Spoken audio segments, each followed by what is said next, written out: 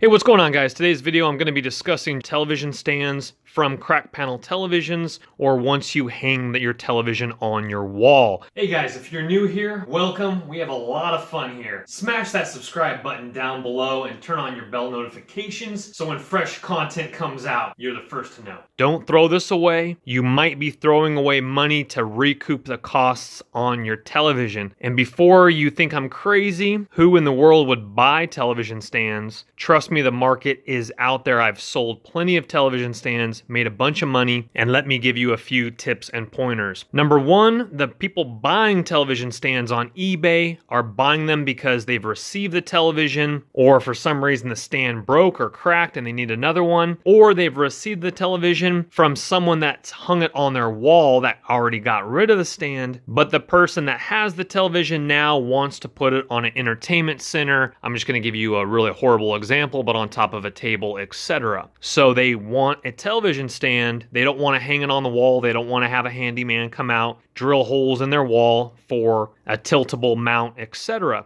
So they want a stand. This particular stand you're looking at right here is from a Samsung 65-inch curved TV, and I have this listed right now on eBay for $90. Before you think I'm crazy again that people would even dare pay $90 for a television stand, there's already been completed sold listings on this exact same one on eBay, so I know it will sell. But a key main factor ingredient is make sure you have the screws for it. No one's really going to be choosing your listing over another one if there's no screws. And I know what you're thinking, they could just go to Home Depot and buy them, but you have to think like the buyer. Sometimes people will actually pay up to $10, $15 more knowing that they're going to have the screws so that they don't have to go to Home Depot and try to figure all that out. It's crazy, I know, but trust me, you got to think like a buyer that doesn't understand or doesn't want to take the time to do it. So make sure, number one, you have your screws. And another tip for you, with shipping, especially with these larger stands, a lot of them are very heavy, offer FedEx ground or home delivery. It's going to be a lot cheaper than USPS priority, and that's how I ship all my stands. I put them in a box that I find